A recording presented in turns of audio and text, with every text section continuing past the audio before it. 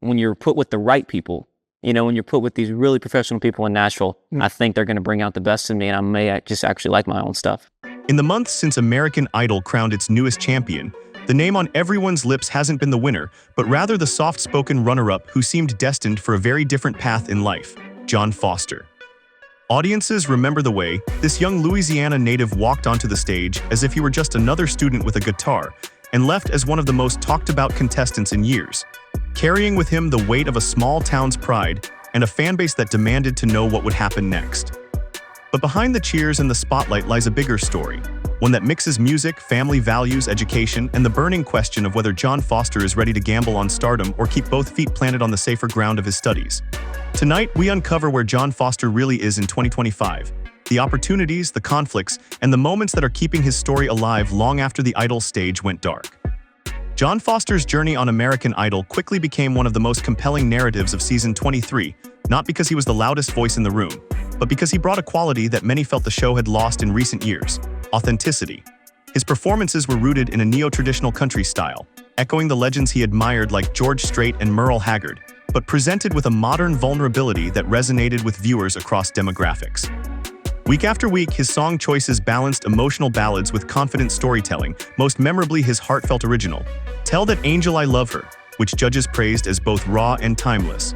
Viewers at home weren't just watching another contestant climb the charts, they were witnessing a college student with dreams beyond music step into an arena he never expected to dominate. That sense of duality, being a future doctor or scientist on one hand, and a potential country star on the other, fueled his storyline throughout the season. And when he made it to the finale, losing narrowly but with dignity, many argued that he was the real long-term winner.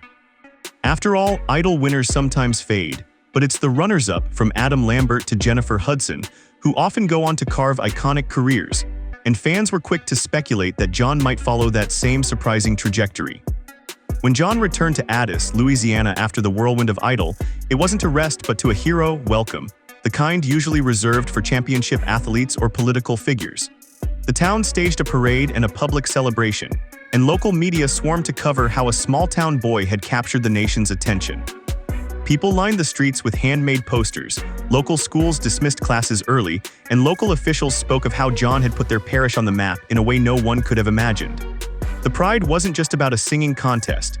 It was about watching someone they had known as a quiet, hardworking student suddenly represent them on national television. Interviews from neighbors and classmates emphasized how unchanged he seemed, still greeting people with humility, still focused on his classes even while basking in the attention. That groundedness made him an even bigger figure in the eyes of the public, because unlike many reality stars who return with egos inflated, Jon seemed to carry the fame lightly, reminding everyone that he was, at heart, still just the kid who grew up down the street. This return home did more than give him closure on the Idol chapter. It solidified the narrative that his story was just beginning, with the next steps eagerly anticipated by fans and industry insiders alike.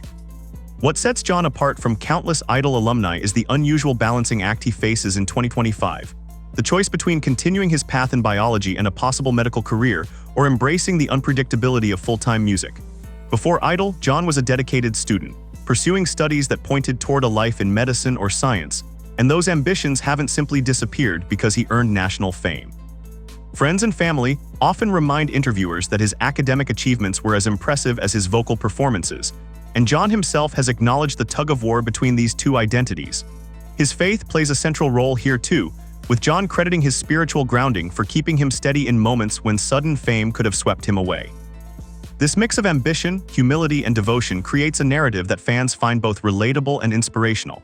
He's not simply chasing glitter but weighing real life against the pull of the stage. In a world where many young artists jump headfirst into deals, tour, and the roller coaster of celebrity, Jon's willingness to keep his textbooks open has become part of his brand, a reminder that fame isn't always the only dream worth chasing. Still, this caution raises questions. Can he truly straddle both worlds, or will the music industry demand total commitment if he wants to move from runner-up to headliner? Despite the tug of education, Jon has wasted little time in proving he belongs on the big stage. In June 2025, he made a surprise debut at the Grand Ole Opry, one of the most prestigious stages in country music, and the timing could not have been more symbolic. It fell on his birthday, a milestone that transformed the night into both a personal and professional celebration. The appearance drew headlines, especially as he shared the bill with Carrie Underwood, the idol icon whose career trajectory many hope he can emulate. Carrie herself praised John's growth, calling him the contestant who had evolved the most throughout the season, and those words carried weight as fans began to see him not as a novelty, but as a rising force in the industry. Critics noted the poise and control he brought to his performance, blending old-school charm with a fresh sincerity that stood out in a genre often saturated by formula. The Opry moment also proved that industry gatekeepers were watching him carefully, signaling that opportunities were waiting if he chose to seize them. For John, stepping into that spotlight wasn't just another gig. It was a declaration that his story after Idol wasn't ending quietly, and that the stages he once only dreamed of might now be within his reach.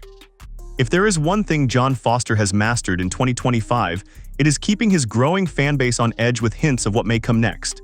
In recent months, his Instagram posts have shown him inside recording studios, casually strumming a guitar or standing before a microphone, with captions vague enough to spark waves of speculation. Fans immediately filled the comments with demands for singles, albums, and tour, while entertainment outlets jumped on the story, framing it as evidence that John is quietly preparing to launch his official career. No release dates or contracts have been announced, but the buzz is unmistakable. Every minor update from John becomes a headline, as though audiences are desperate to see him commit fully to music. This careful teasing strategy has worked to his advantage, keeping his name in circulation without overexposing him and building the sense that his next move will be significant. Yet the lack of concrete announcements also fuels nervousness among fans who fear that his academic commitments could slow down the momentum. The mystery has become part of the narrative, as if John is intentionally holding back until the timing is perfect, and every delay only raises the stakes higher for what he will finally reveal. And so the central question remains: what path does John Foster intend to take? The allure of music is obvious, the fanbase is already in place, industry mentors are lining up, and the credibility of his Idol run gives him a foundation that many independent artists spend years trying to build. Yet the pull of his academic and professional goals is equally strong, offering a life of stability and service, one that aligns with the values instilled in him long before the bright lights of Idol. Some observers suggest he may attempt a hybrid path, releasing music independently while continuing his studies, leveraging the digital era where artists can build careers without being tethered to constant touring or traditional contracts. Others caution that success in the music industry often demands total devotion, and that straddling both worlds could ultimately leave him caught in the middle. Fans watch for subtle signs, whether he takes on a management team, whether he schedules a tour, whether he announces a record deal, as indicators of which direction he is leaning. For now, John Foster represents the quintessential modern dilemma: whether to pursue passion or pragmatism, to chase fame or safeguard the future. And in holding that choice so visibly, he continues to captivate audiences who see in him both the dreamer and the realist. In the end, the story of John Foster in 2025 is less about where he is and more about where he might go. He stands as one of the rare Idol alumni whose narrative is defined not only by music, but by the fascinating question of whether he will fully embrace it. From his small-town parade to his Opry debut, from cryptic studio teases to the careful balance of textbooks and guitars, every chapter adds to the suspense. Fans see in him the possibility of a star who could redefine country music's future, or perhaps the reminder that fame is not the only measure of success. The crossroads at which he stands is precisely what keeps people watching, because the next step could reshape his destiny entirely. For those who followed him from the Idol stage to today, the question remains: will John Foster choose the certainty of science, the chaos of stardom, or a daring attempt at both? Whatever answer unfolds, one truth is certain: his story is far from finished, and 2025 may only be the beginning of a journey that could surprise everyone.